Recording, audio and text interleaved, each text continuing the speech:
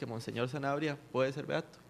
Bueno, primero hay que averiguar qué pasó con ese comunicado que existe, pero que no tiene ni fecha.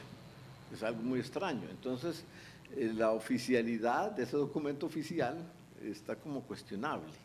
Hay que esperar a que regresen nuestros obispos y preguntarles directamente. Bueno, ¿son 3 o son 2 quienes están postulando? ¿Y por qué usted afirma que sí son 3? Porque sale en el Y bueno, Eco con Católico. semejante figura, a ver, Si sale en el Eco Católico, vamos a ver, usted nos puede en un mostrar. artículo firmado por un amigo mío, el padre, lo puede presentar en las cámaras, el padre Glenn Gómez, que es como el comunicador oficial de la Conferencia Episcopal y de la Arquidiócesis de San José. Y este es el periódico oficioso de la Iglesia. Entonces aquí son 3. Y allá son 2, entonces uno se hace la pregunta, qué raro. Y vamos a ver, ¿este periódico de qué fecha es? Presbítero Picado. Salió el domingo 19, ayer. El domingo sí, 19 de febrero. De febrero, ayer. Se había circulado en versión digital vamos a ver, antes. Ese comunicado no está firmado? No tiene ¿Quién fecha, ha sido pero el vocero de esta información? Tampoco lo sabemos, como no está firmado no sabemos, pero es membrete de la Conferencia Episcopal. Entonces ahí hay algo por averiguar. Ustedes que son periodistas, buenos para averiguar cosas. En eso, no lo duden. Hemos estado en eso buscando respuestas de parte de la Iglesia Católica, no las hemos tenido. Yo tampoco. No las hemos tenido. Invitamos a representantes de la Conferencia Episcopal esta mañana y no fue posible tener la asistencia de ninguno. Entre ellos nos decían que el sacerdote Glenn Gómez se encontraba fuera del país, si no me equivoco, pero sí, efectivamente él es un vocero. Sí, y bueno, usted mismo está diciendo, usted tampoco ha tenido respuestas, ha hecho las consultas ya del caso. Bueno, lo que he podido, que tampoco es mucho, nadie sabe nada. Hay que esperar a que regresen. ¿Cuándo regresan? Perdón. No sé, pero supongo que la visita límina es, ¿verdad?, cuando van a ver al Papa. Ya terminó. Entonces deben estar regresando hoy, mañana, algo así. Bueno, vamos a ver, ¿cómo es este proceso? Según el Eco Católico, aquí lo tenemos, ya lo sacamos en cámaras, dice muy claramente que la niña Marisa, que es, vamos a ver, Fray Casiano, sobre todo uno lo conoce muchísimo por su labor. Bueno, por la sí, yo lo conocí personalmente. El fraile humilde entregado a los pobres, así se le conoce, Fray Casiano de Madrid, un fraile capuchino español, naturalizado costarricense, recordado principalmente por la labor social que realizada a lo largo de su vida en beneficio de los niños. Uno lo recuerda mucho en Punta Arenas, claro, ¿verdad? Ha sido una figura muy notoria ya, la más destacada de la fundación del Hogar Montserrat. Una corta vida llena de virtud. La niña María Isabel Acuña nació en San José, en 1941, sus padres se trasladaron a Heredia por razones de trabajo, pues un tío suyo tenía una panadería, bueno, ahí vienen más detalles. Ella se le recuerda por su labor caritativa desde sus primeros años de vida, que la llevaron a ayudar a indigentes, pobres y enfermos de su barrio.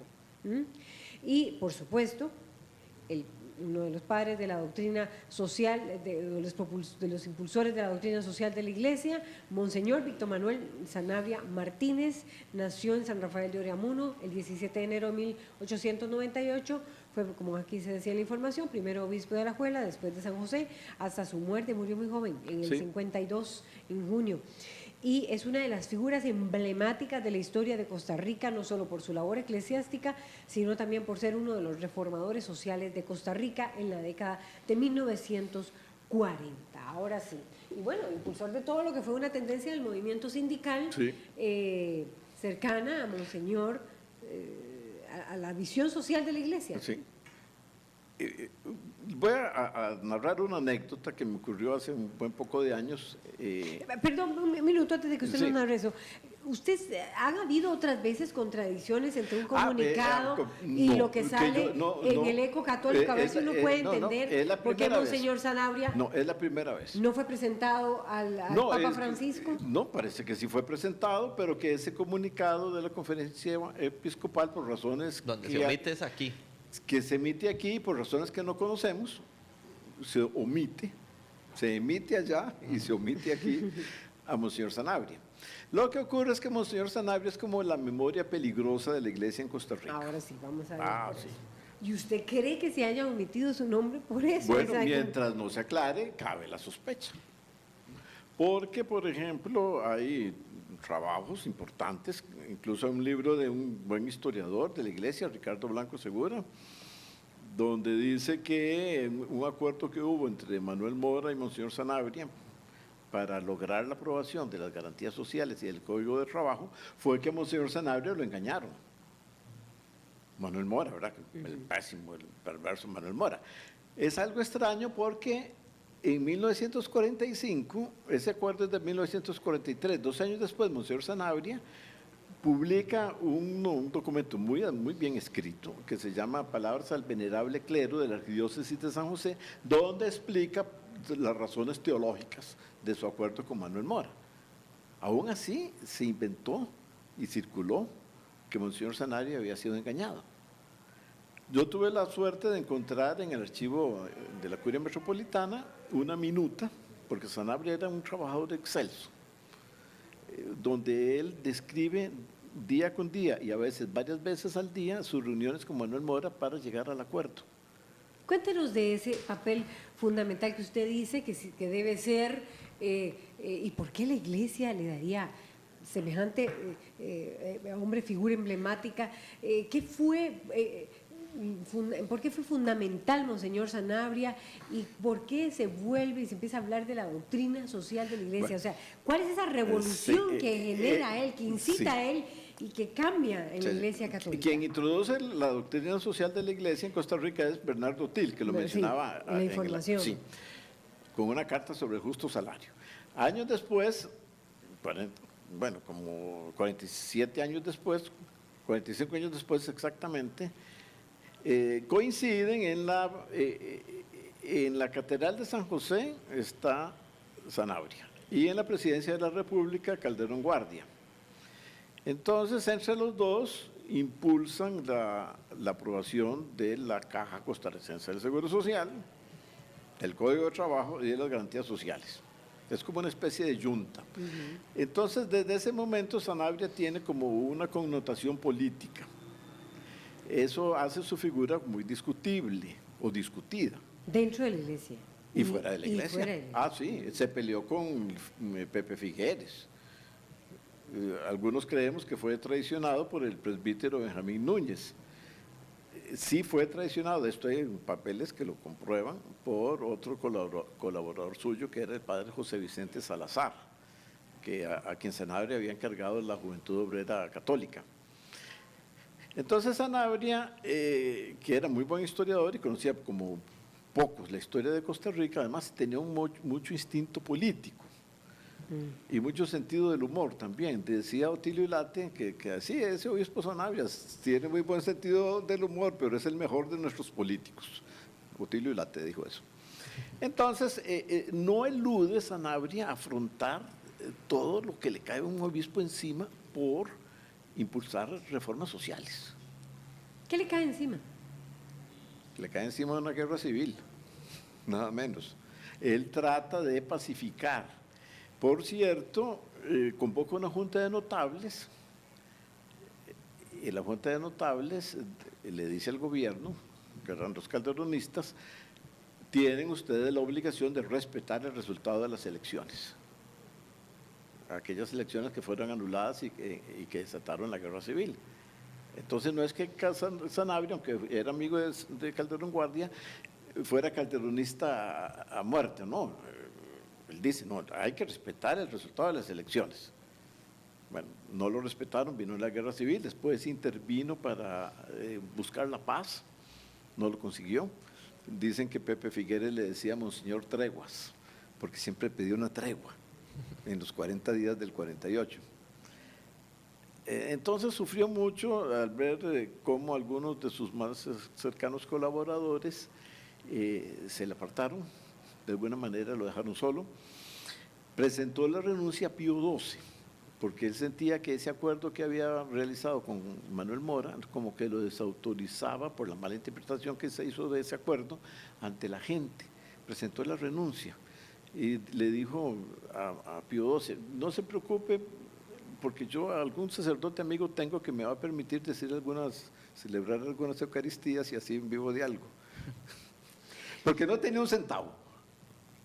Don Miguel, pero pues dicho esto, digamos, esta parte que podría perjudicar tal vez en algún aspecto a Monseñor Sanabria, y usted dice que hay que ser claros y esperar a que regresen los obispos para poder preguntarles el por qué es que no aparece. ¿Usted, Miguel Picado, considera que es un error del comunicado de prensa o que realmente fue adrede omitido? No sé.